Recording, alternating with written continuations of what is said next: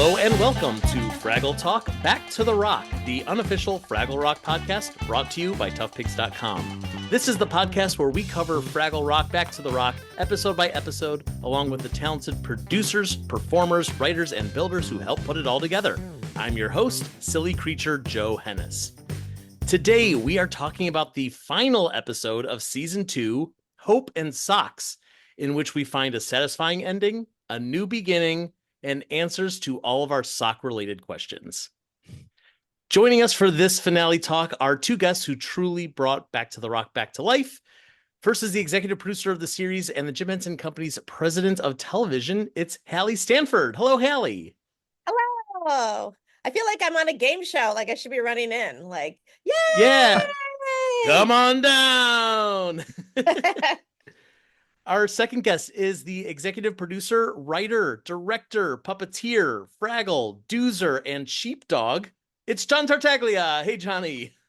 I can honestly say I've never been called a sheepdog before, and I'm like, all right, like it's true. That's what Spark it is. I'm gonna embrace it. That's right. Yeah, we all have a little sheepdog inside of us. We all have a little sprocket inside of us. Yes, that's right. Thank you both so much for joining, and I'm so happy to have you here. But I'm so sad that this is the final episode of the season. But it's been such a trip to get to revisit Back to the Rock season 2 through this podcast series. I hope everyone's really enjoyed all these conversations that we've had, and I'm just I'm happy that the two of you are here to kind of say farewell to this season of the podcast as well. Yes. Do a big group hug. That's right. Yeah. Very fraggly. Very fraggly for now. See you soon. Mm-hmm. Yes.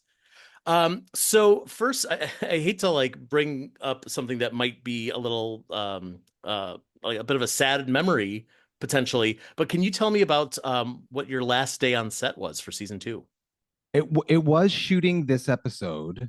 And I'm trying to remember. My goodness, I barely remember like what the actual last shot was, but I remember what the distinct memory I have is that the scene where everyone's celebrating at the end when all the Fraggles are celebrating in the garden and we do that nice little Fraggle group hug at the end. I think that was the last day, and you know it was nice because it was the whole company was there, and you know we're such a close knit group, you know, in every way, the cast and the crew and the creative team, everybody.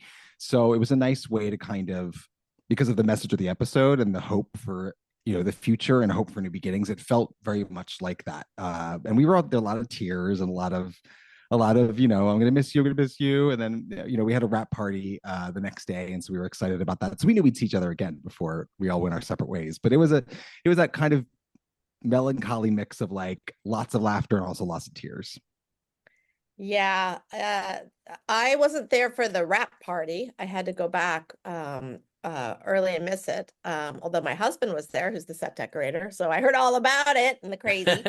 But you know, for me, I was trying to capture each moment. So I actually did video everybody and asked them, you know, give me 3 words that describe what Fraggle Rock means to you. And honestly, you be moved to tears because it was everyone from, you know, first ADs to Crafty to you know, our DP, just saying what they felt, and it was all very loving, emotional, awe-inspiring. What a wonderful group of people. We were all very, very proud of what we'd done. I wouldn't say I wasn't there for the wrap party, so I don't know if there were tears, but I would say just an immense amount of pride and joy and love.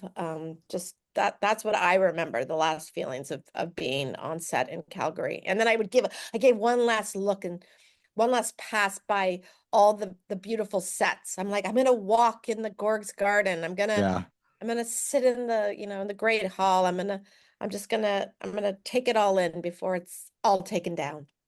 Yeah, actually, on that note, there's one of my favorite photos I have is I think I posted on Instagram. Jordan Lockhart took it of me sitting on like a ladder in the Great Hall, and it was like the day before we knew they were going to take it down.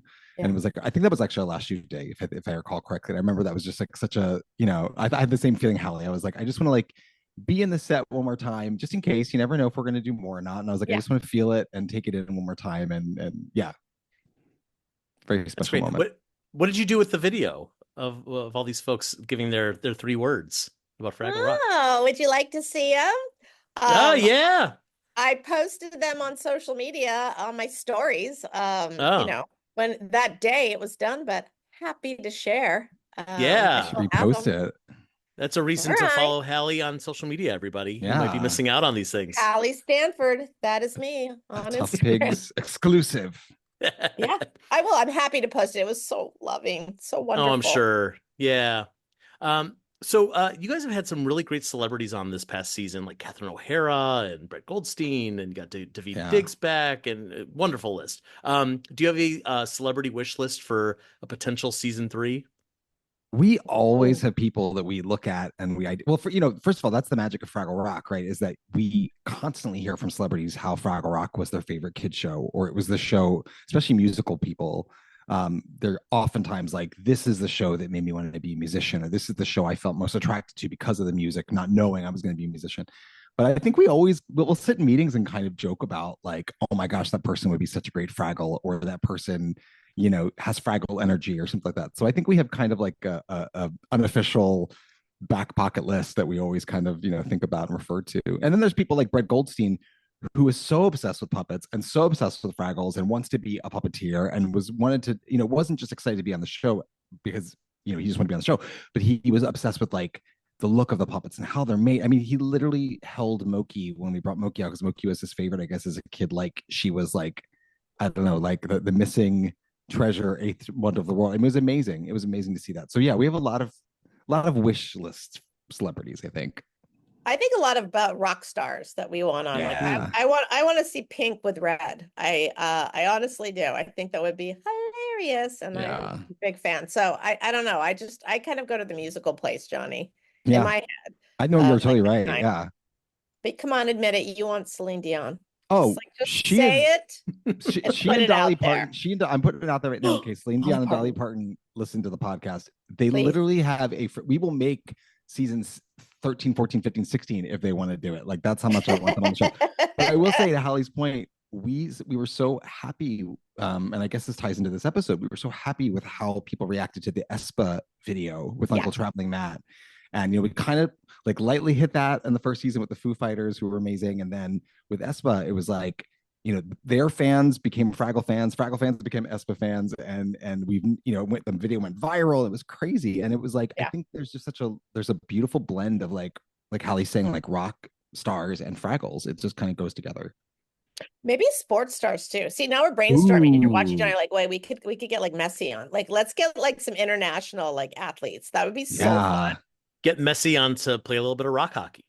It's right Yeah, there. that's right. Yeah. Yes. It's a great Speaking of rock hockey, itself. I want to tell you how awesome Brett Goldstein is that you may not know this, but we had a Fraggle Rock hockey team.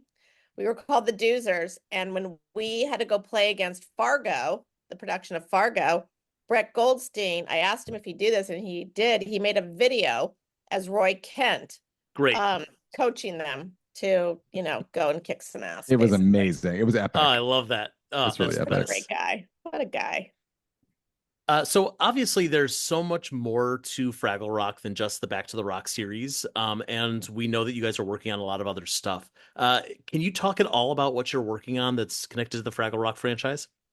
Sure. Well, I mean, the biggest thing that I'm most excited about, and I don't know when this will air, but it'll probably be in the location of when this will happen, is we're launching for the very first time ever Fraggle Rock Live, which is going to be a live version of the show.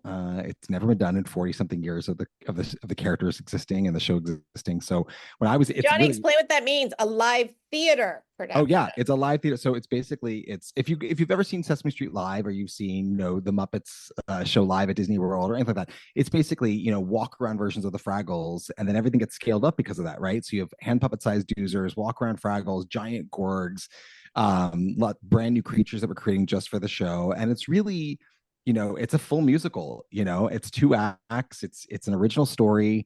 The creature shop builds everything, and so it's of course beautiful and looks exactly like the characters, and it's really thrilling because when I was a kid, as such a Fraggle fan, I would dream of going to see like the Fraggles live and meeting them in person. So now the Fraggles get to go to kids' hometowns, and families and their kids can meet the characters, and there's like a VIP meet and greet where you can meet the characters afterwards, get your photo with them, and it's going to be really, really special. And the amount of love that everyone has put into making this happen is just kind of unlike anything. Well, actually, it's very much in the spirit of the series. It's everyone working at their highest level because they want the show to be as great as possible. So that's really exciting. 49 cities launching in January. You can go to fragglerocklive.com to find out all about it. Wow, so that's really soon. exciting. That's like really soon. That's very Yeah. soon. It's very soon. Wow. Wait, I have to brag about Johnny on it because he'll never brag about himself, which is Johnny wrote it and directed it. And like, this is like, his dream. Like, this is all things John Tartaglia coming to be, like Broadway and theater and Fraggles. When I walked on the stage and he was auditioning the performers for it, it was like chorus line. It was like da da da da da da da bump bump. And he was like dancing with them. It was like amazing. It's going to be so good. Yeah, we have the greatest cast. And it's been fun for all of the voices of the Fraggles too, because it's like, to get to see these characters live beyond just the puppets on our arms. So that's happening. Then we're working on some new merch. There's always a bunch of great new merchandise coming out. I can't tell you too many details, but some really fun stuff. Some publishing things. There's actually lots of wonderful Fraggle projects coming down the line and Fraggle things. So it's I there's that great line from Red in season 1 where she's like, what a great time to be a Fraggle, or what a time to be a Fraggle. So I keep thinking that in my head. I'm like, I'm proud of the stuff that we're able to do with the characters and with the franchise. Yeah, I mean, we've always said, in those times between, for basically from like through the 90s and the early 2000s up until Back to the Rock premiered, that, like the way to keep Fraggle Rock in the public eye, or one of the ways to keep it in the public eye, is just to have merchandise on the shelves, like have the thing that the person can hold in their hands, so that when Fraggle Rock does another production, you're not trying to say, okay, let me tell you who the Fraggles are. Let me reintroduce them to the new audience, because they've always been here. And so I'm really glad to hear that there's gonna be more stuff. There's gonna be, like, the tour sounds amazing. We're gonna have to talk more about the tour when it gets. And there'll be original closer. merchandise at the tour, by the way. So if you're a Fraggle fan, you want to get this stuff. It's really cool. No, but to your point, it's really funny. I think that's been our big mission, and Halle and I are both passionate about this, is that, like, because of the way Fraggle Rock aired in the 80s, behind a paywall on HBO, and just kind of, being this, most people did not have HBO in the 80s, as much as everyone talks about it. Like, very few people had it. And so it was always the show that if you knew about, you were like in this cool club. And if you didn't know it, you might know the theme song, but it seemed like this distant thing. So there are a lot of people who did not grow up with it. And so I think that was our goal, was like, this time around, let's make sure that we really, for lack of a better way of saying it, we really surface them and we really get the characters out there and expand the canon a little bit, that the Fraggles can come up to our world when they want to, and so that we can really make people aware of it, because the franchise will only survive if people want them to be there. So you really need people to invest in that and care about the characters. And I think you're right, merchandise, having those great little Tykes dolls that we came out with, and the little have you seen the little Tyke Sprocket, the big Sprocket doll? Oh my god, it looks gorgeous, so good, right? Yeah, and they really worked hard. All the people at Little Tykes worked so hard to make them as on model as possible. So it's pretty crazy in our world today that we have that out there on shelves. It makes me really, really happy. Me too. I'm so happy to have new Fraggle stuff. And I am getting it because, I mean, I have to. Yay! That's the rule. Yay! That's right. If there's new Fraggle stuff, then people like us, we have to just get it. And that's it. So let's talk about this episode. I really want to dive into this finale with both of you. It opens where we left off last week, in the Gorg's garden, and there's no wind to get that turbine moving. And we have this great overhead shot of Red standing on the Gorg's table, and she's like looking up at the windmill. We talked last week about, there was several really great over the head shots of the Fraggles in the previous episode, and I'm glad to see, like, it wasn't just like, oh, we did a little shtick for episode 12, like 13, here we are again, and she's still, we still get to see her little feet from above. Yeah, that was really JJ Johnson. He's so brilliant, and he loves pushing the boundaries of what puppets can do and what visuals can do. And I remember when he was pitching that to us, we were like, okay, like, this is going to be hard, but we can do it. I'm so glad we did, because it looks beautiful. It looks so beautiful. Every director brought something different, but JJ definitely was the one that always tried to push the visual, to play with it in that way. And so I thought the same thing, Johnny, like, oh, a JJ specialty. Yeah. Well, and the next shot, I mean, we're talking about a beautiful shot. Immediately afterward is Red is looking at the sunrise. We see the sun come over her face, and she's looking out at, I guess, Gorg farmland and hills. Yeah, and we had it's so many conversations about that because I was like, this is breaking a fourth wall Yeah. that has never been broken. And I know Yeah. every kid out there, myself included, when I was a kid, was like, what's beyond that garden? What does it look like? So if you actually look really, really closely, if you pause it, you'll see there's lots of little details like in that background. And our visual effects department spent so long and so many drafts back and forth to make sure that it was in the world and it was right. And I remember when we shot that, even Karen Prell was like, she's like, this is going to be like groundbreaking in the world of Fraggle Rock that we're seeing. I was like, I know. I was like, it's so exciting to see like what's beyond there. Yeah. Well, and it's confirmation that, the Gorg's Garden isn't just like behind Doc's workshop. It's not just like walled off and we just happen to never run into the Gorgs. Like there is a whole world out there. And I don't know. I mean, these are the kinds of teases that you all are giving us of, if we get a season 3, are we going to see more of that? Are we going to have more characters who are coming out from the world into the Gorg's Garden? The potential out there. I can't get over the potential. We like the world building. We like sort of creating the possibilities and letting the viewers fill it in their imaginations too.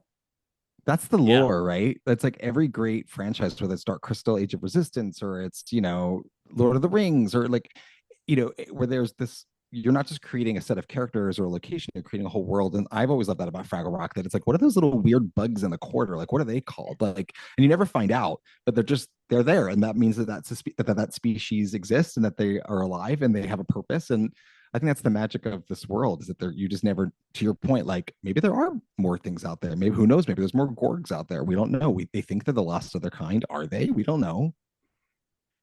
Yeah, and really, you're feeding people like me who we're the ones who are going like, there's a bug there. I've never seen that bug before. I literally have notes about this episode about bugs. Yeah. And I'm like, I've never seen that bug on Fraggle Rock. What does that mean?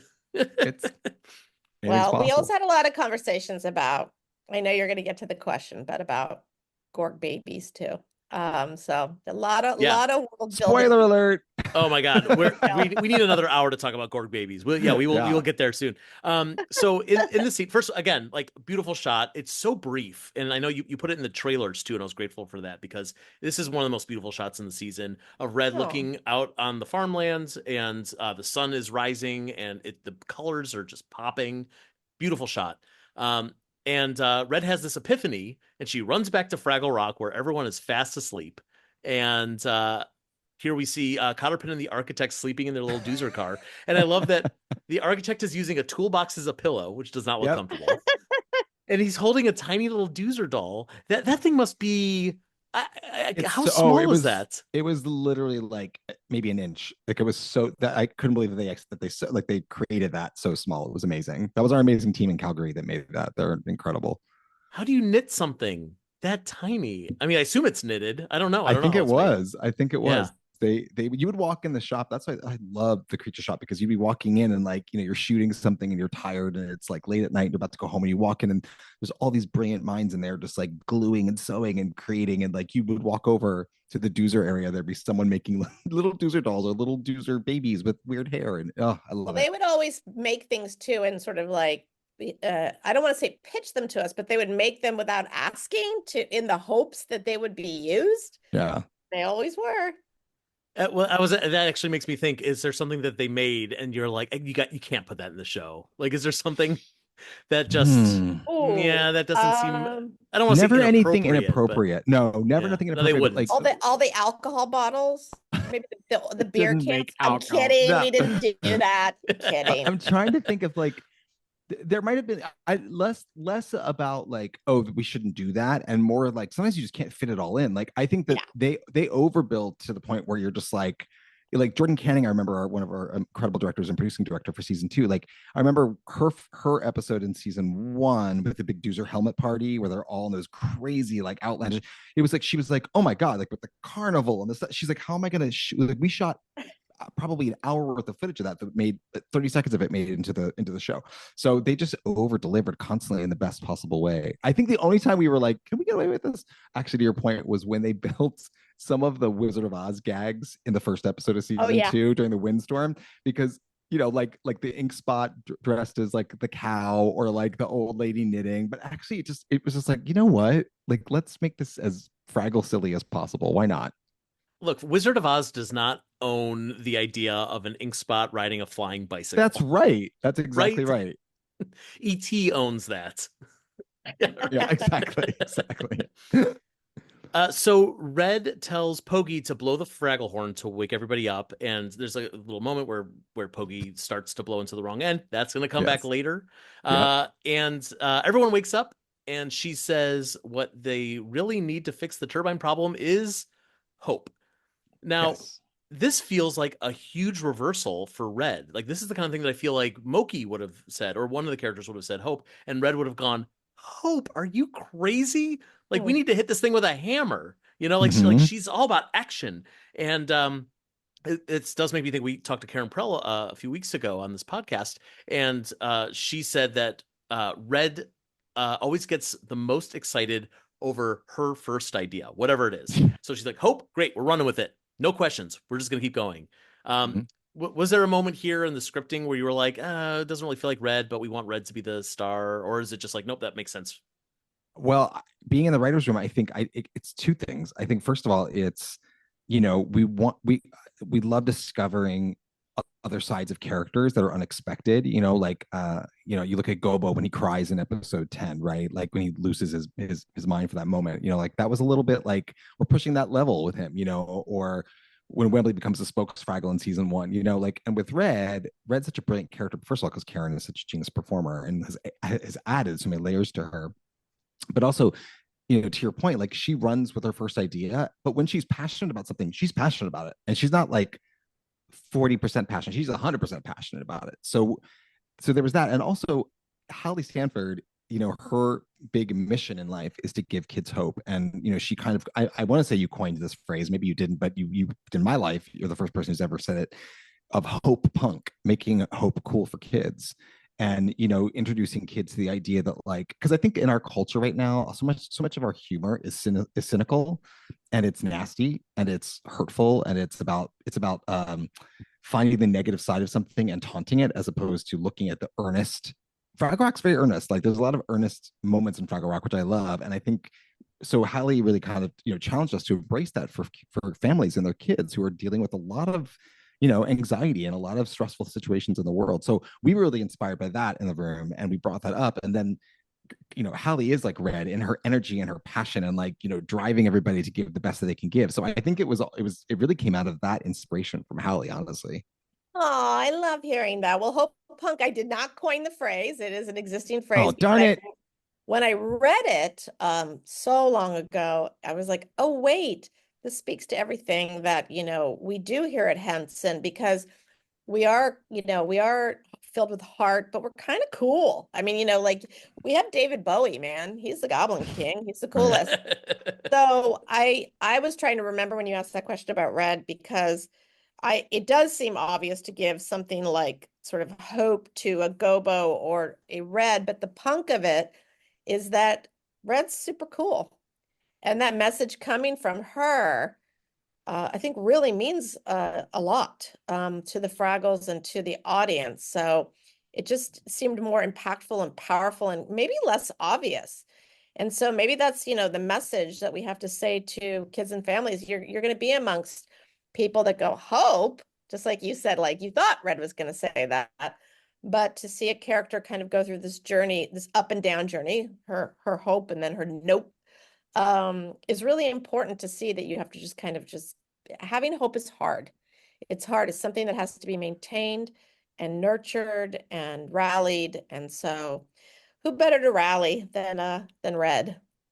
Well, and to Hallie's point, sometimes the opposite. We get inspired to, like, it's so much more fun to write for the opposite side of a character sometimes. Like it was fun to think of, once we realized it was Red, then we're like, oh, but where does she go when she gets super down? Because the one thing you almost never see is Red going to a super dark place like that. She's usually like, let's do it, come on. Like she's usually like Hallie was saying, the rallier. And so it became really fun for us to think about, like, oh my gosh, when she, like, what if she literally tried to be Boober's contemporary in the Nope feel, and then what drives her up a wall is that Boober of all people ends up being the hopeful one, and it's like she's like, "What are you doing?" So like that scene's one of my favorite It's scenes the because like best. we'll get there, but like that's one of the I think that's what became exciting to us. It was like let's take this character and do exactly the opposite of what people expect, and then realize that like she really drives everybody. Like when she loses hope, everyone loses hope.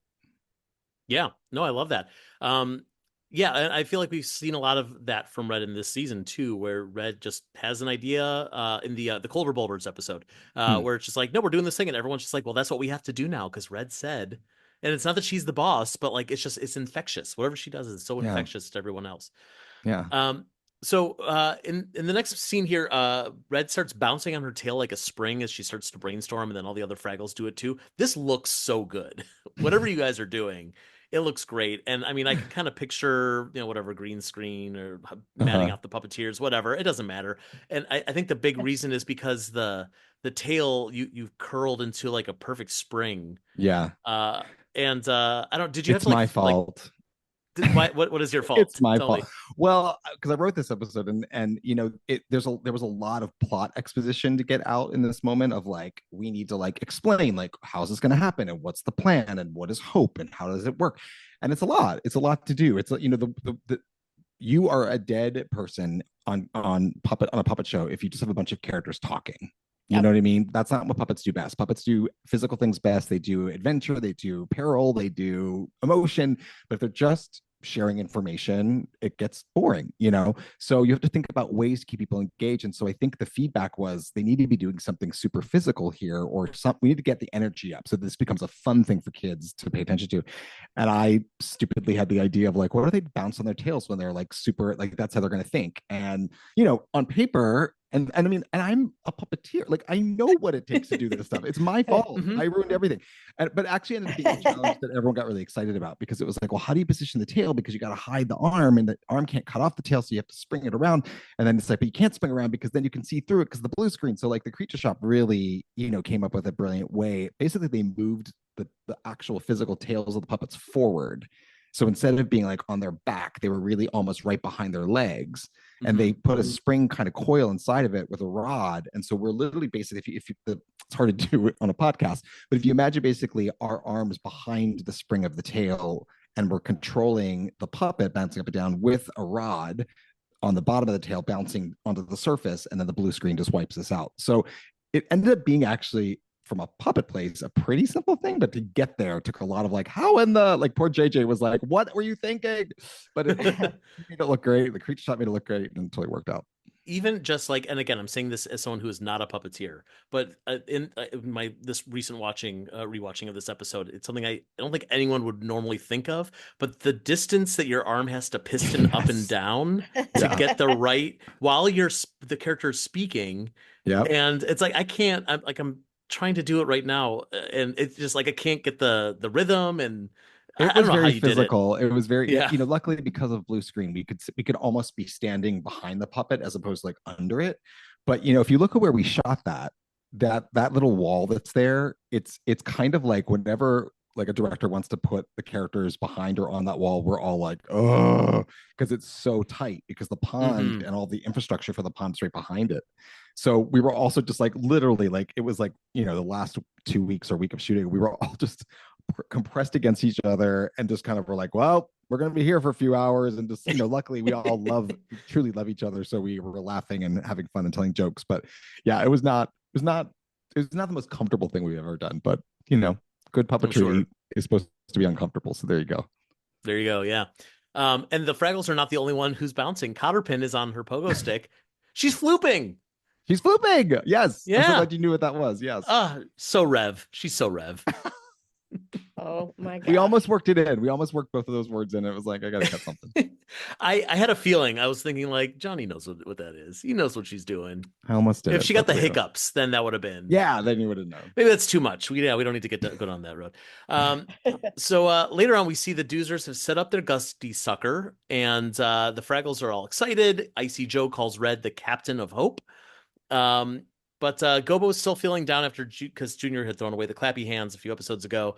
And he says he's feeling bad, sad, a little mad, just not very rad.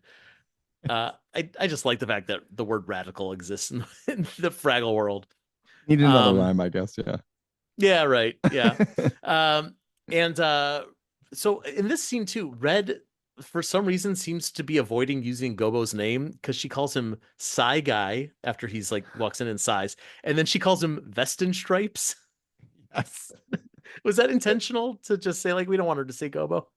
No, I think because I think we've talked about this before in here, but the way that the writing room process works is like we get assigned the script, we come up with the idea in the room, the premise, and then the writer gets assigned, and we go off and we write a first draft, and we bring it back to the room, and the room kind of deconstructs it, and we add things and change things and cut things, and we go back and we write a second draft and we bring it back. So it becomes this really beautiful like group process where we all throw out ideas.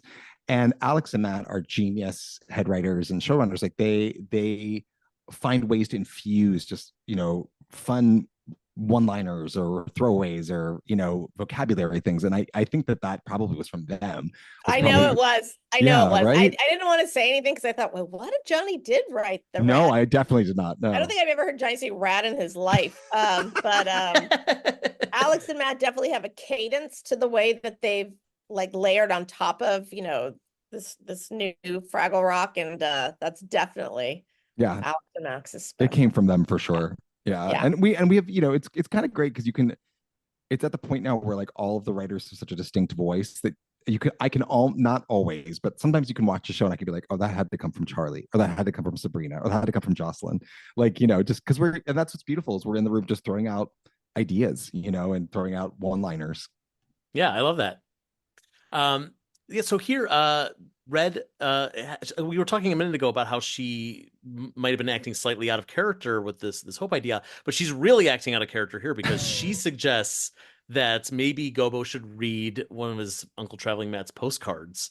Yeah. And actually she's gonna read it herself, which is like, who is this person? Who is this Fraggle? That felt like it's funny you mentioned that because that felt like a moment we talked about that in the room where it was like, this is how like on high that she is being this like hope captain, and she's literally like, you know what, and we're even going to read your weird uncle's postcard, I don't care, let's go. Like she's just like let's do it. Like she's very efficient. She's like, if we're going to do this, we're going to do it now. You're taking too long, let me just take the postcard out of your hands. Yeah. Well, I'd also say that hope, and I'm not, this is based on science, not woo-woo, that hope definitely inspires you to be a kinder person. Yes. To be more pro-social. So I think we're experiencing some of the neurological effects of hope on Red right there, and that she's feeling very, very friendly towards. I love that. I love you just said woo woo. This is not woo woo. This is not woo woo. It's based on science. Yes. Yeah. So first of all, she starts to read the postcard and she does a little impression of Traveling Matt, which I love. I love when puppets do impressions of other puppets. I think that's super fun. And Traveling Matt, is he in South Korea? Is that where this was filmed? Halle, Stanford, tell the story because you were there. I was there. Yes, he is in South Korea. He is in Seoul, and that's where he ended up. Wow. And it was amazing. And we shot that actually after we wrapped. That was literally the last thing shot for season 2, I think, right? It was, because the last shot, I was with the director, John Rosenbaum, who is a great director to be with on a last shot. And so we called it out in Korea, last shot of the season of Fraggle, on the top of a helipad in Amazing. South Korea. Wow. I actually think I have that video too. I'll send you that video. And you were, and yes, wait, yes, and what was the experience you and John had on top of that helipad? Did you enjoy being that high up? Nope. I mean, there were, we shot several pieces in Seoul, but the one I'm referencing is the Espa music video, which we shot on top of a helipad because it looked cool, and then you could see the city beyond. But I think what we didn't realize was when we went to go scout the day before, there were no gates around the helipad. There was no fencing. fence. Yeah. There's nothing. It's just like I could have run off the edge, of which my brain kept telling me, you could do that, Intrusive thoughts. My intrusive thought, I was like, I could just run right off this thing. Anyway, we didn't realize this when we walked up the steps. It was quite the shock, and we both hit the floor on our knees, like, oh my God. I got so So many texts from Halle that day that were that were like, "This is amazing! Oh my god, I'm scared! Fraggle Rock, I'll do anything for the show! Oh my god, what's happening?" Like it was all these yeah, it was crazy. emotions. Wow. I would have been the same way. That's terrifying to me. And I also assume it was windy, which doesn't help when you're It up that was high. windy and we had these balloons. And then I remember I said to the crew there, well, what's going to happen if the wind is too windy with these balloons? And they had no answer. I'm like, we're gonna need to come up with a solution here. I Wow. came in with my American ways, my American ways, but it was an incredible crew. We loved it. John and I fell in love with the whole K-pop scene. And listen, Kevin Clash, warrior on that helipad. Yeah. It was hard to, you're down on your back on a helipad with a K-pop band with Uncle Traveling Matt. But isn't he hilarious in the video? Isn't he great? Uncle Matt's The so whole thing is funny. great. He's I so great love in that video. I love it. I love this whole video. So first of all, I should say they're singing a song called "Get Going." This is from the original series episode "Gobo's School for Explorers," Yep. and I love that you found a way to naturally create an opportunity for a Fraggle Rock cover. With another band like you did last season with Foo Fighters. So it feels like it's a bit of a tradition for you. So I hope that keeps going if there's going to be more Back to the Well, Rock. and we But should say that Harvey Mason Jr. Oh, yeah. and Andrew Hay and Sam Ramirez, who are his associates for all the music that they do, they are geniuses, and like they really can take any song and make it work. And I remember, like, when you listen to the original "Get Going," which is one of my favorite songs, it's very ding ding ding ding ding ding. It's very kind of bouncy and kind of has that wonderful kind of like bluegrass, almost hill, like it's got this doo-wop kind of feel to it. And I remember we said to them, we're like, make this a K-pop song, bye. And and Espa had to be on board with it. They had to be excited about doing it, and they loved it. And it was this wonderful. Like, I just give Harvey and Andrew and Sam. Yeah. Well, They're Harvey just really geniuses. made the introduction to the K-pop world. He Yeah. was the one who recommended it. Johnny and I duked it out over, he knows we duked it out over, should we have K-pop in Fraggle Rock? Well, we were just kind of like, Aren't you glad we K-pop? did, Johnny? Oh my Are you God, yes. glad? Okay. I didn't know any K-pop music at all. And now it's like all my Spotify and Apple Music is like K-pop. Like I'm so obsessed with it now. So I'm so glad I got introduced to it.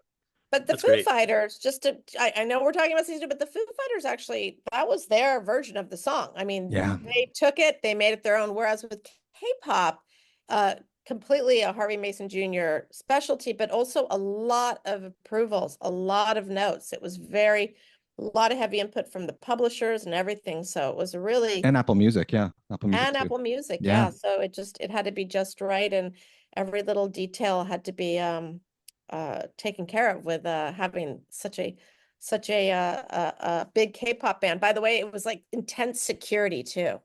Like nobody could know where we were in the Espa location. So they put us at the top of a helipad. Nobody could get us there.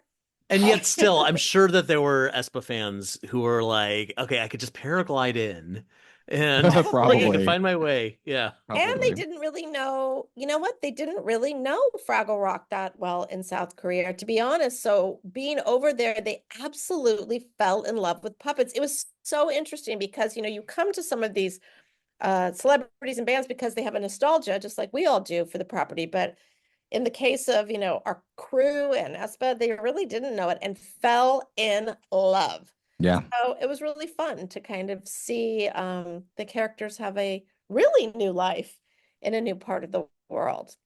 Well, now that Fraggle Rock is a huge hit in South Korea because of this scene, I'm going to put out in my wish list for season 3 that you get Bong Joon-ho to come and direct an episode. Yes. Wouldn't that be Gosh, that'd be something? incredible. I mean, Parasite is already kind of a Fraggle Rock story, Listen, we have manifested the basement levels, yeah, Yes. hidden beneath the walls. Exactly. We have manifested so many things for this show, like things that we never thought would happen. I totally manifested Patti LaBelle. I was like, it's gonna happen. Patti LaBelle, she's a legend. It's gonna happen. No, yeah, it's gonna happen. So I believe it is. I believe if we say it now, it'll happen. Fantastic. I do want to ask one more thing about this, and that's so the traveling Matt segments throughout this whole season, he's really gone international. So what was the decision behind like I actually don't know what countries he's into. It looked like maybe Mexico was one of them. Mhm. Mexico City. Yeah. And like why not just keep it all in LA? What or It's Calgary? it's such an important part of the message of the show. You know, it's always been this global international series that really is meant for everyone across the world, not just for, just for Americans. And in the original series, he did go places. He did go internationally, and he went to New Zealand. He went to Paris. He did go places. So the first season, when you're dealing with the first season, you're just trying to get through, and you do as much as you can, and you try to. We didn't have the ability that at that point to really take him as much in the world as we wanted to. And second season, that was a big part of our mission, was that he goes more international. And I also give credit to Chris Plord, who's our producer in second season. He really was very passionate about that, about making that work and figuring out a way to do that. And now it's kind of like, it's introduced this idea that he literally could go anywhere in the world and beyond. So it's an exciting, and I think that is a wonderful message to kids, right? And to No, people around the absolutely. world. Yeah. Absolutely. Uncle Matt could be in your backyard tomorrow. You just don't know. Well, and just also remember, first season we were in lockdown. That's So right. if we could go back that. you remember? I forgot about that. Oh yeah. If we could go back in time, I think we would have tried to at least, go to, experimented with one other location. But it was just impossible. We couldn't do it. So it was such a pleasure to be able to do it. And I have a little teeny detail, which I love, and it's going to mean nothing to anyone but me. But like my favorite thing in the dailies down in Mexico City was hearing them say, "Acción." Like I just loved it. It made me so happy. "Acción." I want us to do that now instead of action from now on. All right, so season 3, Charlie Matt's coming to my house, right? Just gonna can be anywhere. Why not here? Yeah. I mean, he's obviously a big eater. He likes food. So if you got something, to offer I'll him. put out a feast for him. Yeah. Okay. We'll be ready. Love it. Done. So in the Gorg's garden, they've been setting up this turbine again, and Pod and Ma are kind of canoodling over the whole thing, and we kind of follow this tube that they've set up all the way down to Whistling Hollow. And Architect tells Cotterpin to hit the button, and he'll say something really cool. So she counts down from 3, hits the button, and he says, "Here come the babies." Yep. Which I rewound 4 times because it made me laugh so much. Was that were there alts for that? Like, did you have like a bunch of silly things, or was it always "Here come the babies"? We did do alts. I will say that I did not write that line. I will not take credit for that line. I think that wasn't Alex and Matt's specialty. They love writing for Architect and Cotterpin because Donna Kimball and I have so much fun on set just improvising as them, and it just like it makes them laugh like just all the time. So they were on set when we shot that, and I think we did a few different alts, but "Here Come the Babies" was just such a weird like, what is wrong with him? Like, it's such a bizarre and the fact that he immediately identifies too that it was like, oh, that was weird. Like I love that moment because it's just so unexpected and bizarre. And I remember when first of all, it was hilarious when we shot it, right? Like we were all laughing when we shot it, but then we would get messages from like our post department as they were getting the footage in, and they were all like, "What is happening with 'Here Comes the Babies'?" Like everyone reacted to that line. So I think he's got a new catchphrase. "Here come the babies." Yeah, I think. Yeah, he's unhinged this season. Architect is unhinged. He's unhinged. He's so unhinged. He's so unhinged. But that's why I love him, is because he's and I love the message of like Cotterpin is like. Don always says, I think the Cotterpin is like the little kid who says the emperor has no clothes. And I love that. That's such a brilliant way to identify it. And the Architect doesn't have any ill will. He's just, he just thinks he's in charge, but really it's Cotterpin. Right. Yes. Love it. Yeah. So when you guys are making an Architect doll that has a pull string in the back, this is going to be one of the things that he should say. Yeah, exactly. Absolutely. What was that, Johnny? What did he say? "Here come the babies." So stupid. So the Doozers, they managed to grab the Gusties, they send them through the tube, and they do not budge the turbine at all. It doesn't work. And as Red says, now the Gusties are gone forever, which it seemed like it was so hard to get rid of them throughout this whole season. And now it's like, oh, that's it? Like, yeah, well, that was another fun opposite moment of her, right? Was it like before she wanted to get rid of them desperately, and now she's sad that they're gone. So it also shows like, flip sides. Yeah. And there's a cool puppetry moment here where when Red realizes what happens, her pigtails droop. Yes. So is that something the puppet can do, or was there a way that you had to rig that for this moment here? Well, I used to be obsessed with that. in the original series when I was a kid, and I was like, how do they do that? And I pictured like Faz Fazakis creating these amazing servo-driven ponytails or pigtails and everything. No, it's literally just like invisible wire attached to her pigtails that we just pull down. And there are a special kind of pigtail that are flexible, but it's a very simple effect. But you're right, it's like it's like almost like Red's happy energy is in those pigtails all the time. That's what keeps them up, and then when she's feeling down, they droop. So it's a nice visual to kind of match her emotion. Yeah, no, it looks great, and yes, that you're right that her normal pigtails, they're like this explosive energy that's always around her head, and so of course that's going to reflect with her attitude or with her mood rather, as they droop, especially now that she is no longer the captain of hope, she's the captain of nope. Yes. And as we said before, she goes to Boober's cave because he's usually the guy who's all mopey, and I love that the walls are just completely covered in laundry. Like just constantly, things are constantly drying. Yeah. He's always been like, and to the point that it's like, who wears half of the stuff? Like, no one wears these socks. What is wrong with you? Yeah. Right. Yeah. So, well, first of all, so Red's in the water basin or whatever you call that thing, that big metal tub. She's drowning in her sorrows, and so she kind of like goes off screen and comes back for a second, and she's wearing one of Boober's hats and his scarf, and it's like pulled over her eyes. So this is, by the way, this is 2 times now in this episode that she's done an impression of another character. How about that? Oh, you're right. Yes, you're right. Yeah. Dream come true. And I want to point that moment out too, because you're mentioning the hat, that this is where the creature shop, all the little tricks that you don't notice because it's normal to us as people who do these things. But to pull Red's hat back, that's a huge rig for a puppet to do. And the brilliant, I think it was Jurgen, one of our amazing wranglers, and Scotty Johnson, they came up with this like little contraption that like pulled it back and like pulled it onto her behind her eyeballs, and the kind of thing that like if you were directing humans you'd never have to think about, it would take 2 seconds, but like with a puppet you got to think about as a special effect. Again, it's not really noticeable, but it works so well.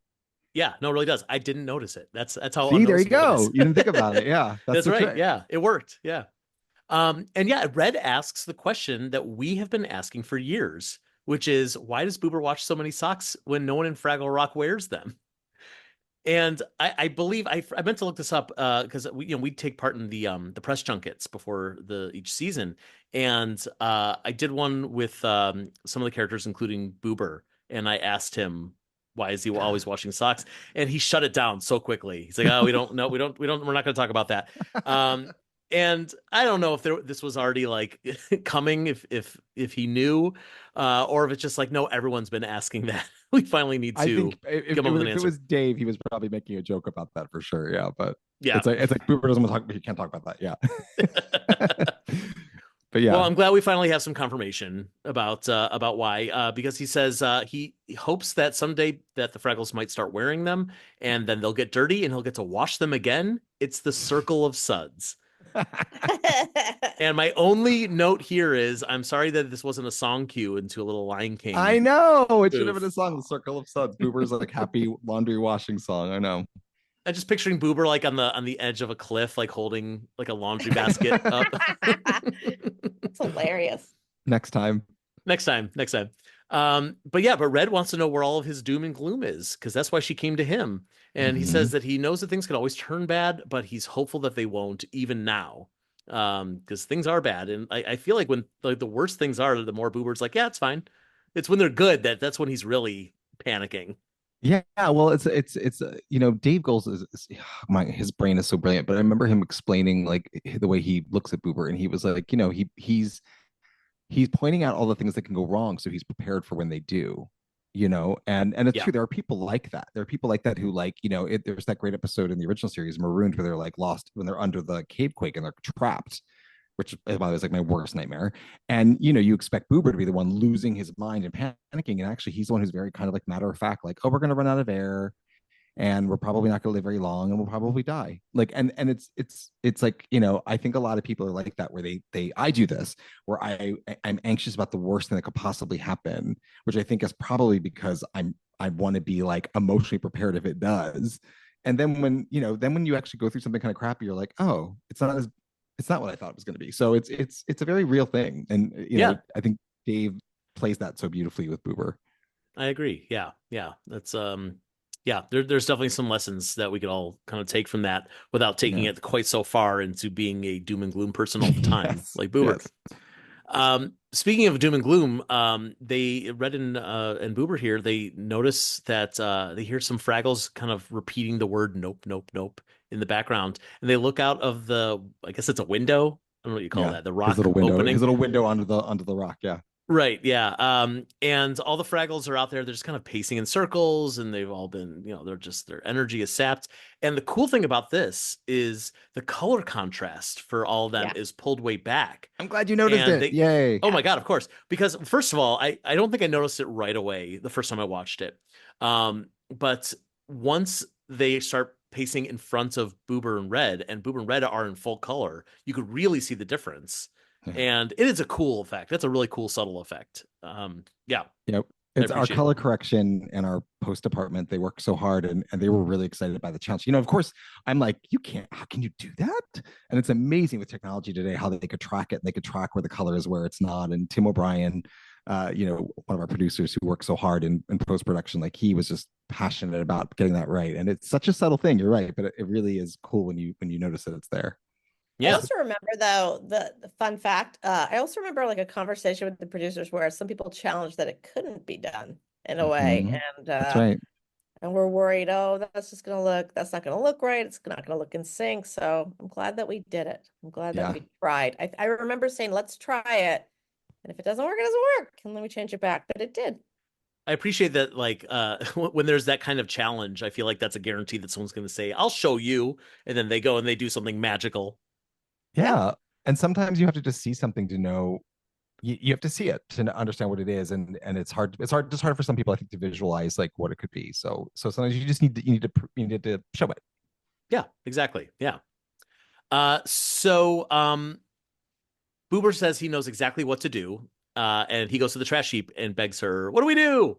Uh, so uh, Trash Heap and Philo and Gunge are composting. But what I love here is that Philo and Gunge are wearing Doozer helmets. Yes. What a cool Yeah. little detail. I didn't know they made them that size. I know, right? Well, it was a nice little subtle thing of like, and I think that's honestly because some of the story there got compressed, I think, for time. But that like basically the doozers and the trash, like everyone's been working together to try to make this whole thing work, and so it's the message of Fraggle Rock, right? Like we all have to be together to move forward. And so it's just a nice little subtle way to show that like Philo and Gunge. Also, we were like, have the doozers ever been at the trash heap before? And we're like, I don't think they have. So it also felt like a kind of a cool little like Philo and Gunge would probably like, oh, I love that hat. That's so cute. Let me wear that. Like I feel like they would probably be all into it. Philo, you look amazing. Look at that. Look at that. Looks so cute on you. Oh my gosh. Like I feel like they would I love be it. Yeah. And you're right. I don't remember the doozers ever being Yeah. in the trash heap. And yeah, we see them there as they're carting away the compost, which felt odd to see it, but like not in Yeah. a wrong way. Just like is that really a doozer? Oh, it Yeah. I is. know. Oh, cool. It was Okay. funny Yeah. to see them in the garden, just like driving the little all Yeah, terrain trucks. Yeah. exactly. So Red asks why they're bothering to do this because the turbine idea didn't work, and Marjorie reminds her that it still helps to do something. And that's how you hold on to hope, because hope is contagious. And so is Mope and Nope, as we're learning that it's all contagious, specifically from Red Fraggle, but probably all of us. It's And true. she inspires, yes, and she inspires Red to take a leap of faith. And she takes this literally as she jumps into the well in the Gorg's garden, and she does a cannonball into the lagoon. But first, actually, I skipped the part where Red and Boober's little feet, we see them running through the garden, which I always love Yes. seeing. It's so And then cute, we see right? they run right over the clappy hands, and Pa Gorg grabs it. That'll come back later. But yes, when Red drops down, cannonballs into the pool, it creates this beautiful rainbow over the pond, which again, there's some really, really gorgeous shots in this episode. Yeah. It has been noticed, it's been appreciated. I love it. Oh, I love that. It's a beautiful moment. Yeah, and that rainbow brings the color back to all the Fraggles. They're no longer monochrome. Yeah. So Red tells them that she has hope that maybe more wind will come, and they can't just do nothing. It's better to do something. She just learned that lesson 5 seconds ago. And if it does, they're going to need a better way to direct it to the turbine. And she has another epiphany. Let's use the Fraggle horn and attach it to the wind tube. It'll focus the wind. But how will they lift it? As Boober points out, 100 Fraggles couldn't lift it. But Gobo knows somebody, and he's going to go talk to him. And Yes. yeah, we got a lot of plot to get through here. There's a I lot of know. action. Got to wrap this Yeah. whole thing No. up. Yeah. Seriously. So Gobo goes to confront Junior, and I love this moment too because, like, again, there's a lot happening in this episode. You don't have time to ease into it. And Gobo Mhm. also character-wise, he's probably done with that, with all the subtleties as well. So immediately he tells Junior that he's hurt. He doesn't Yep. like that he threw away the clappy hands, but this isn't an end to the friendship. They still want to be friends, and hey, we still need your help to get this thing done. And yeah, between that and then in a moment, Pa Gord comes in and has like a real big moment of growth as well toward Junior. I love It's one of my that. favorite scenes in the whole Yeah, thing. there's just a lot of like the end of these story arcs here for this season finale, and it all kind of is coming together in one little moment. Yeah, I definitely can admit that I had, now that I'm far away from it, I had like so many panic attacks writing this episode because it was so much to get into. We have a limit on how many pages it could be and how long the episode could be. And I remember just being like, oh my God, just like sitting at home staring at my computer screen, like because it's a lot of storylines to wrap up very quickly, and you can't lose the message of the whole episode, so. But I do love that scene with Pa and Junior and Gobo because it's first of all, we shot that live, so I was in the blue cube across the stage, and we had the in-ear so we could hear each other. And Dan and Frank and I worked really hard on like what are we saying here? What are these moments? And JJ was really passionate about like making sure that Gobo stood up for himself, and it was a really wonderful moment. And I like that Pa finally has a moment of humanity, no pun intended, and he really kind of shows a kinder emotion. And I think that that's sometimes, even people unexpectedly, you can have hope that they will finally break through and see the truth. Yeah. Mm. Especially because we were teased with it at the end of last season that Yeah. had all this growth, and then it's immediately undone at the beginning of season 2, and so now we're seeing like he's gone 2 steps further. And that happens, by the fact, way. Like, I know that there was criticism about, they're like, oh, he's right, pause right back to being. I'm like, well, that happens. People take a half a step forward, and then we're so conditioned as creatures of habit, right? Like we're used to certain things and we're used to certain beliefs, and it's hard, even if you want to change your routine or you want to change your emotions or you want to change your point of view, you can do that, but then you get pulled back. And so I think that was important with Pa this year, is to show like sometimes you get pulled back, but then you could still go forward, you could still make that move forward. Well, we talked a lot about his generational trauma. Yeah. Believe it or not, that was a conversation. And so he was pulled back into sort of these loops of what has existed before. And it's very hard for anyone to break those, particularly Pa. Yeah, what would my dad think? Like that's a big Yeah. thing, especially for men, And knowing where this story is going to end up for the Gorgs in this episode, I feel like that's going to have to be a really big topic if we're able to continue the story in season 3 of Mhm. like how do you stop the generational trauma as you're raising the next generation. Yeah. We got to see that. So in this moment, Junior grabs Gobo. He hugs him tight. I love seeing them interact because Mhm. I know it's just a little tiny Gobo toy that he's just hugging to his chest. But then we get this great shot of Gobo, like from like at the puppet Gobo from his Yeah, yeah. perspective, being hugged against this giant Junior Gorg hand and body. It was actually, it's a combo of two. Well, you got one of them, which is like, yeah, they built like an oversized Junior Gorg chest, and then we had that wonderful oversized hand from the first season. But so that combo, which I love shooting, I love like just so silly. But then the other thing I just want to give really credit to Bender Roche, who's the Junior Gorg body performer or one of our brilliant puppeteers.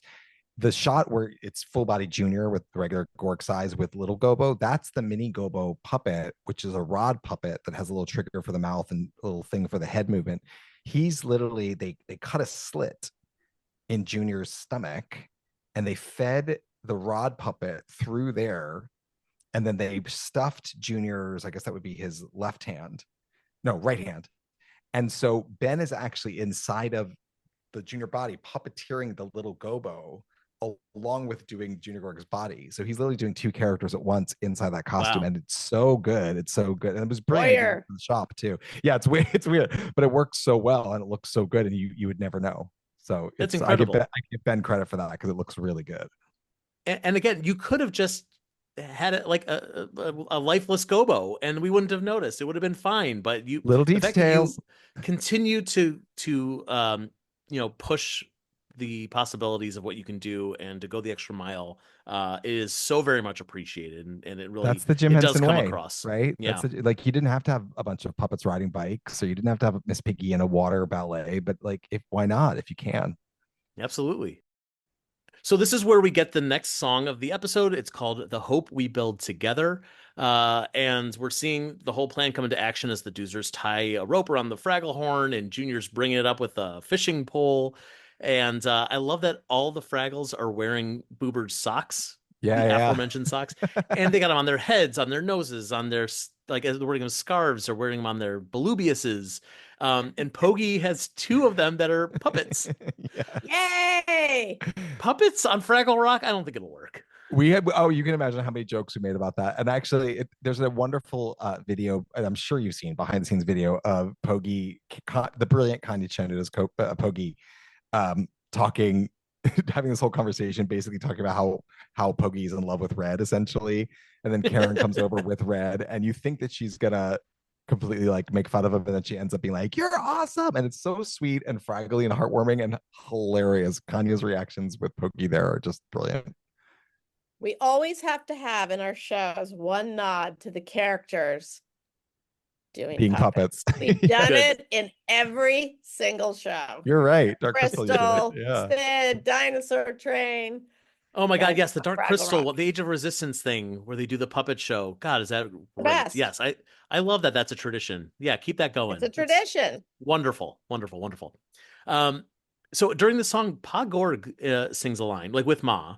Is this Yeah. the only time he sings in this series? He's the only other time I can think of when you just said that, the only other time that popped in my brain is in The Rock Goes On in the first episode. So Oh, it's sure. it's almost like when he lets those moments of hope come through, he can belt something out. But yeah, I think it was exciting for Frank Meshkalite, who performs Pa now, to do that too, because he had so much fun singing as Pa. The hope Oh, I'm we sure. build together. It's so funny. All right, well, season 3, we gotta give the Gorgs more songs. Oh yeah, for They sure. really, yeah, they're lacking here in their music. Yeah, come on. Ma had her big ballad. So Oh my gosh, Be a Queen, the greatest ever. Yeah. Yeah, wonderful. And I mean, just Amy Garcia getting to sing with Amy Garcia. It's great. Come on. Yeah, go see her on Can't beat tour it. as Madame Horrible and Wicked. Amy with She's on Amy. tour. Yeah. Yeah. And we also see Lanford and how his roots are kind of stretching down into the soil, and they come back up through Doc's garden, and her plant Sprocket, the plant Sprocket, not the dog Sprocket, kind of splits in 2 and gives her this idea for this double turbine that she's gonna use for her class project. And we get to hear Lily Cooper sing again, so that's Thank also God. really nice to hear. Yeah. She's Any opportunity to get Lily Cooper to sing, you got to take it. come on. Yeah, and Exactly. we talked a lot about that because we were in the Pokey episode, it made sense for her to sing because that's what she's talking about, and we felt less fantastical, and we kind of debated here. We're like, oh, is it breaking that world thing of like Doc singing? But then we're like, you know what? She's so caught up in the hope, and she's so caught up in the magic of Fraggle 2, and obviously there is that physical connection with Lanford's roots, which is a whole other canon thing, but also we bought that the magic of Fraggle Rock kind of pours into her a little bit too. So, and it was just like you said, a great reason to have Lily Cooper sing. So who cares? Well, and just to echo what you just said, I mean, there's going to be a moment later in this episode where she finds Traveling Matt's backpack, and like we really are starting to put these 2 worlds closer and closer together. So, I mean, there's nothing to say that this magical musical Fraggle-y thing isn't actually leaking into her world. Yeah. I think I'll someone buy it. said, it might have been Halle. So I can't remember who, but look, it was either the writers' room or one of our production meetings when we were debating about this. Someone was finally like, yeah, hey, also Sprocket dresses up in human clothes, and Sprocket, that was like, me. I think it was you. And it was like, we're like, oh yeah, like there are some, we definitely Like, break those rules when it's convenient. So yeah, let's the like go. Doc for sure. But yeah, so while Doc is setting up her new and improved turbine, traveling Matt returns, um, and Sprocket goes nuts. He grabs Matt's backpack, and Matt goes into the rock. Doc turns on the fans, and he goes flying through the rock, uh, through Fraggle Rock, through the tube, out of the into the Gorg's garden. He grabs onto the Fraggle horn. It flips around backward. Uh, there's also like there's first of all there's so much great stuff happening here, but my favorite shot is the one of Matt flying toward the camera with his eyes big, his Saying, pupils mommy, small. mommy. Yes. Hysterical. Did you have any other any notes or observations about how this whole sequence came together? Oh my gosh. I was really worried. I mean, it was like it was very ambitious. And Yes, I'm that's just right. gonna say personally, I think the way it turned out is fantastic. But in the back of my head, I just had to let go and trust. I'm just trusting people Yeah. smarter than me know how to make this happen because it was a big It was a pitch. lot of pieces. Well, it was so many pieces, and it was again like I remember I have a sense memory of like staring at the page, writing out the montage of events, and being like, "Oh, this is gonna get cut somehow." And then it was like we get to the days of shooting it. I was like, "Oh my god, we're shooting this!" But no, it's just a lot of really thoughtful storyboarding and planning on on JJ's part and on the production team's part, and really the hardest part was all the different scales.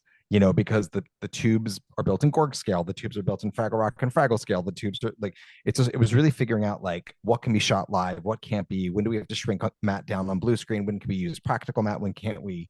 So it was really just so many different minds coming together to make it happen.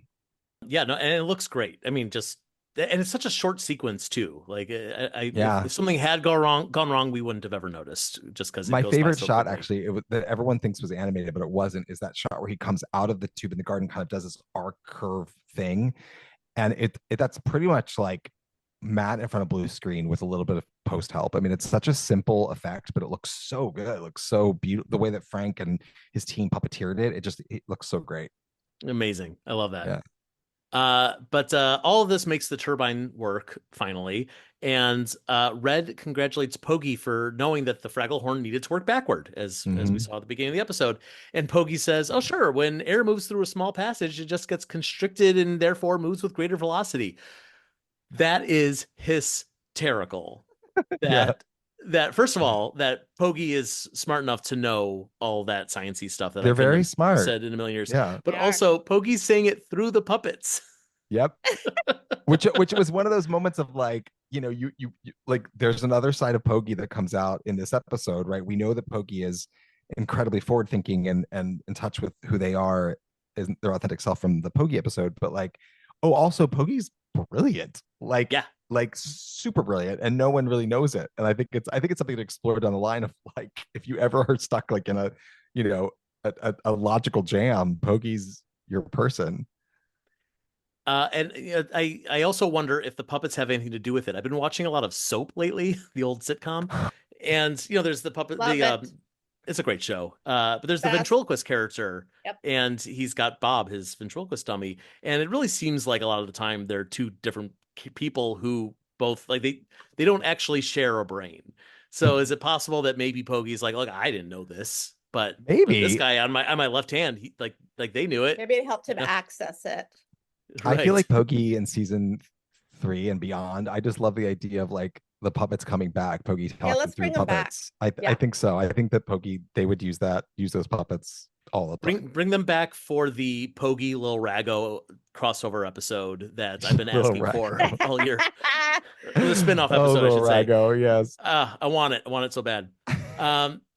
So anyway, everyone celebrates. Everything worked. The architect tells Cotterpin about the time that he invented something better than the monorail. It uses 0 rails. Mogi is proud of Lanford and then accuses him of not keeping up with brushing his teeth. Also hysterical. And Boober's just excited about all the socks that he gets to wash. Yes. Banner day for And, Boober.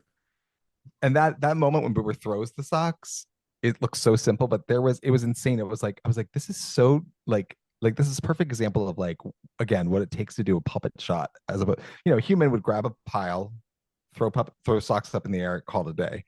But because you can't really do that, we had an air cannon that they shoved like 80 socks in this air cannon, and it was like we had to do a test of it. We all had to wear earplugs, we had to wear projectile glasses. Like, it was crazy. I was like, what are we doing? But it was like, well, it's the Wow. finale. It's yeah. Wow. How many TV shows do you think have had a air cannon full of socks go off? I can probably maybe like America's Got 3? Talent, Solid Maybe 3? Gold. Maybe 3. I don't know. Okay. Actually, I think I saw an episode of 0. Soap where they do it. Probably, yeah. Yeah. I could talk about soap with you forever, by the way. We're gonna We should talk do a later. soap we'll have a whole podcast. episode. There's your Oh my next God, podcast. absolutely. Especially I'm when down. he tries to puppeteer the grapefruit because he's lost Bob. I just like- watched that one. I just saw that a couple Yeah. days ago. I need to watch Great. this. Oh my gosh. Great. Also, Jay Johnson, the puppeteer. I'm going to get off topic for a second. The puppeteer from that. I saw his one-man show a few years back. Brilliant. One of the best things I've ever seen on stage. It was just Really? Oh yeah, my God, I love absolutely it. fantastic. He's just doing his ventriloquist act with all different characters, telling his life story. Wonderful show. I don't know if he's still doing it. But if There you you ever go. see that he's coming to town, yeah, go see him. I'm gonna. Halle, it's a date. We're going. Okay.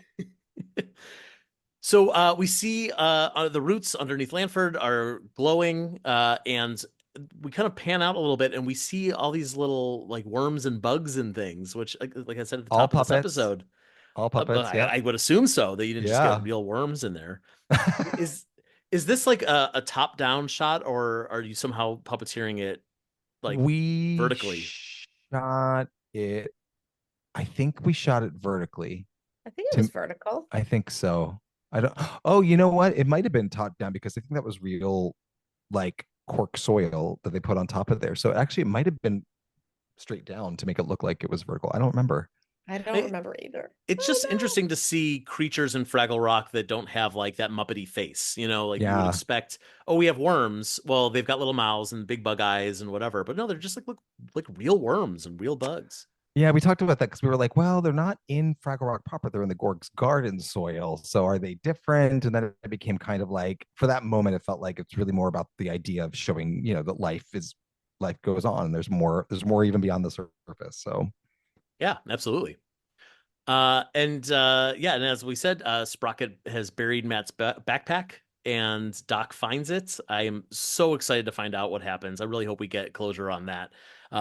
Because we really didn't even get that on the old show until the series finale, when the Fraggle stuff starts really leaking into the Fraggle world. Excuse me, the human world, with the exception of I'm now remembering there's an episode where Doc finds a Doozer helmet and thinks it's a ring. That's on right. his finger. Yeah. But either way, it's still rare and exciting that stuff like that can happen here. Yeah, we had fun having that moment of like, okay, where do we take this next? So right, we'll see. And speaking of where are we taking things next, our last scene here is Pa and Ma. He's like, oh, we had a happy ending, and she says to him, well, it's also a happy beginning. Wink, wink. He doesn't get it. She's knitting a pair of socks, and he says, oh, those are too small for me. They're too small for Junior. It's like they're for a baby Gorg. He still doesn't get it. And Ma confirms, yeah, there's a baby coming, and he has a great feint. Like the Frank and Andy Hayward, teaming up on this puppet. The way that he just shoots straight up, and the eyes go wide, and then he just falls straight back is a great television feint. It's so good. Yep. And then Junior realizes he's going to be a big brother, and he also faints.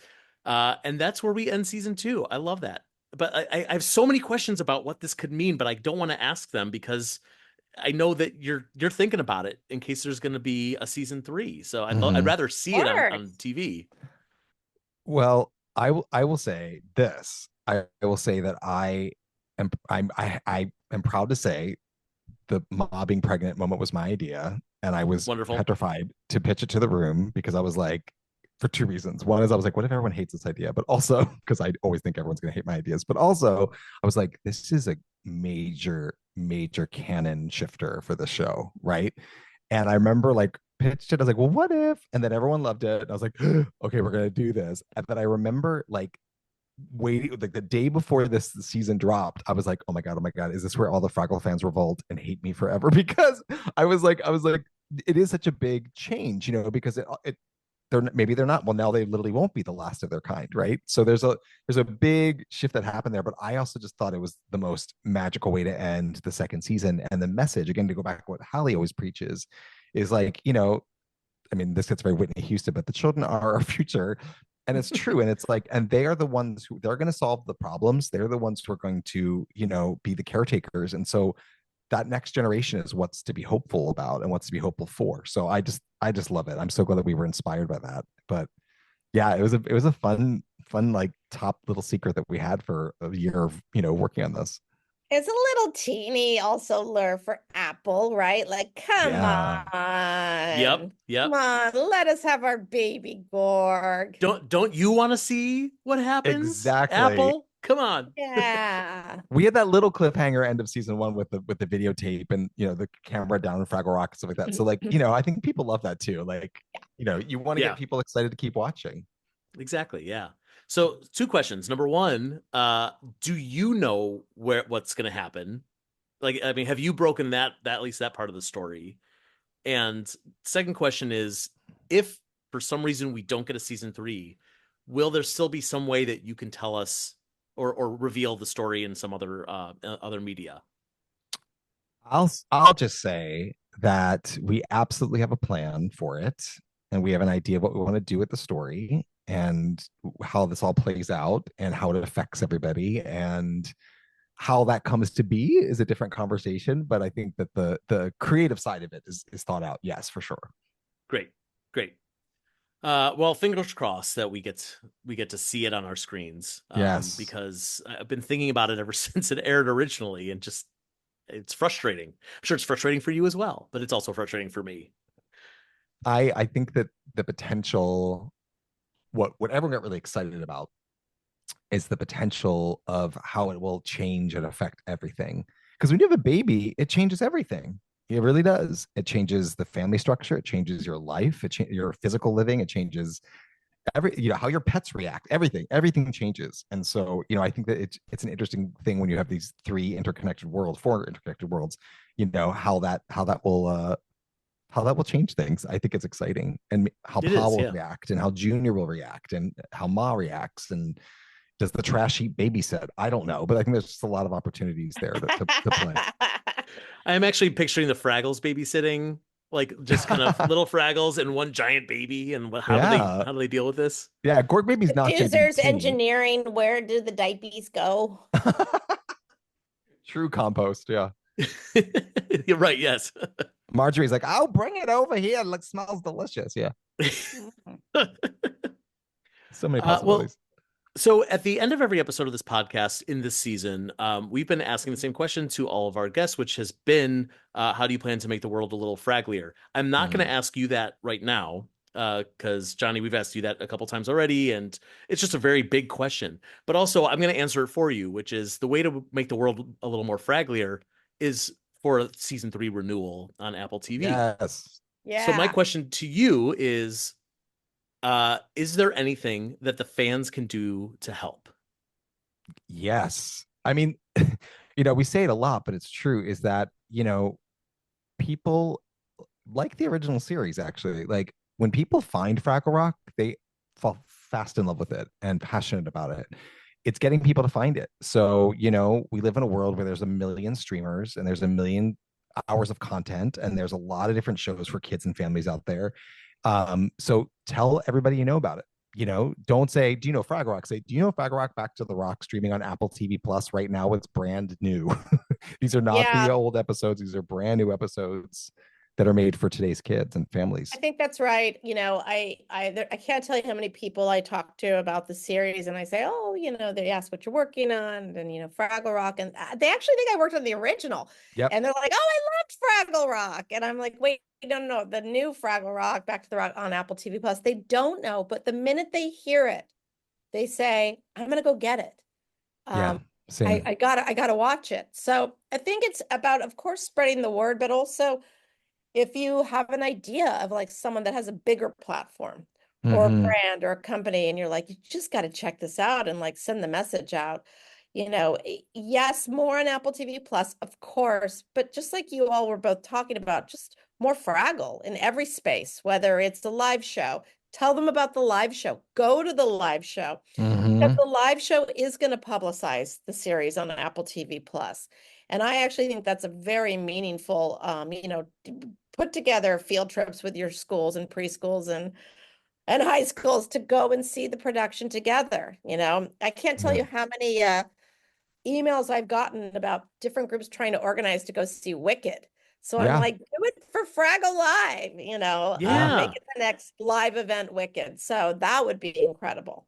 Yeah, but you're right. I think and they all kind of come around the same thing, which is just like making people aware of it and knowing that it's there and it's new. And one of those heartwarming things I'll just say really quickly is my niece had a baby and he's like 6 months old, I think, at this point, and which is much younger than we ever designed Fraggle Rock for. But it's so funny. He's obsessed with it, like obsessed with it.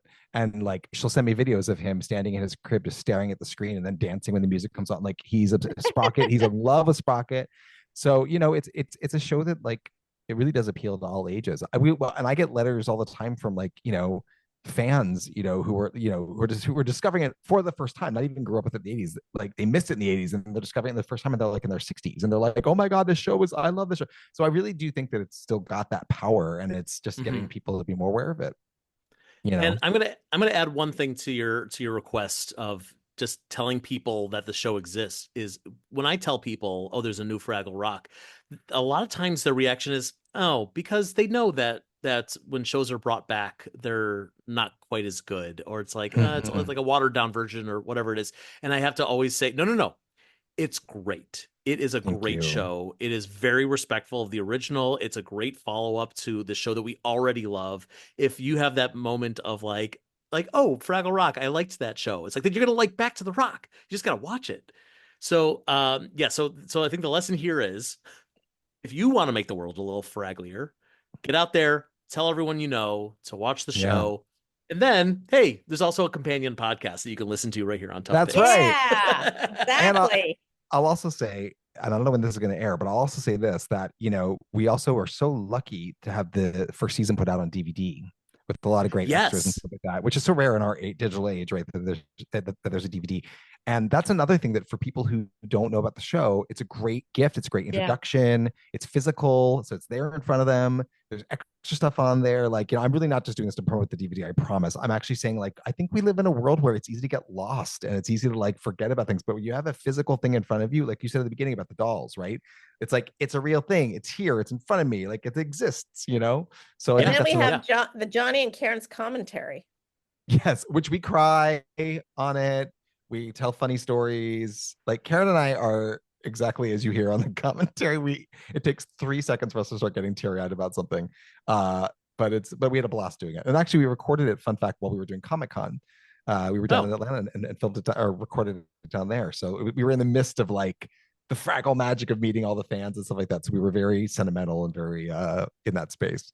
Oh, that's great. Yeah, no, I'm so excited for that DVD set. Like you said, it's rare to get that at all from any project. And for Fraggle Rock to be releasing that, I'll be honest, I didn't think that was real when the news dropped. I thought we were being I saw you post about that. I was like, and I wanted to reach out to be like, Joe, it's real, but I couldn't do that yet, but I wanted to. Next time, don't doubt us, Joe. I don't want to be that guy who's like, everybody, good news, and then they tell me, no, man, you fell for it. Yeah, of course. You're like, it will be confirmed before I say anything. Darn it. Exactly. We are professional journalists. We are. That's right. We got real news over here. It's just Muppet news. That's all. Well, Halle Stanford, John Tartaglia, thank you both so much for being here. And more importantly, thank you so much for all that you did to bring Back to the Rock to life. I truly, truly love this show. I would not be doing this whole podcast if I didn't. And I'll be very sad if this is the end of this podcast. So you all need to make more Back to the Rock so I can do another season of Fraggle Talk Back to the Rock. Deal. Yeah, deal. And also, no one can see it, but I've been smiling the whole time watching these two talking. You are such a fan and filled with so much joy, and it's such a pleasure to just hear you, cavell about Fraggle Rock Back to the Rock. It's really really touching. Back and forth for hours on end. And I'll give you guys credit for the fact that you guys have been such fans and supporters of the show, but also like the community that you've created with the Discord, the Tough Pigs Discord. Because I sometimes drop in there, and it makes my heart so happy to see so many people so passionate about the show, and just that you guys are noticing all the little Easter eggs and all the little like details and heart put into it. And like Halle was mentioning, her husband Ian is our our set deck, and all the little nods that they put in the background, that just everyone's doing because they care about the show. The fact that everyone is noticing it and appreciates it means the world to us. So thanks to all of you. Of course. Well, look, I mean, you all make it easy to have something that we can build a community around. This is something that it's nice, it's joyful, it's hopeful, as we discussed in this episode. And it's something that we want to celebrate. We're not, we're no longer saying, oh, remember Fraggle Rock? I kind of think that there was something that we haven't talked about yet with that old show. It's like, no, there's so much new stuff that we can all just celebrate as a group. And that's wonderful. I love being a part of that. And again, like it's a reflection of the production that you all have put together. Thank you. Thank you.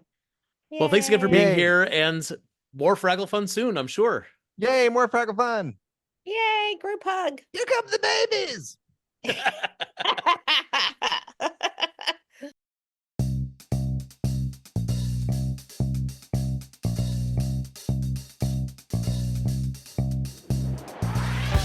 Fraggle Talk, the unofficial Fraggle Rock podcast, is brought to you by toughpigs.com. Produced, written, and hosted by Joe Hennis. Fraggle Talk art by Dave Hulteen Jr. Fraggle Rock mark and logo, characters, and elements are trademarks of the Jim Henson Company, all rights reserved. Transcripts provided by Caitlin Miller. Fraggle Rock theme song, written by Philip Balsam and Dennis Lee, is used with permission. Special thanks to the Jim Henson Company, Apple TV Plus, and the entire Fraggle Rock Back to the Rock family. Be sure to follow Tough Pigs at Tough Pigs on all social media platforms, including Facebook, Twitter, Instagram, and TikTok, and please consider supporting us on Patreon or by buying merchandise on TeePublic. For more Fraggle podcast fun, listen to Fraggle Talk Classic on your favorite podcast app. Thanks for listening, and we'll see you next time down at Fraggle Talk.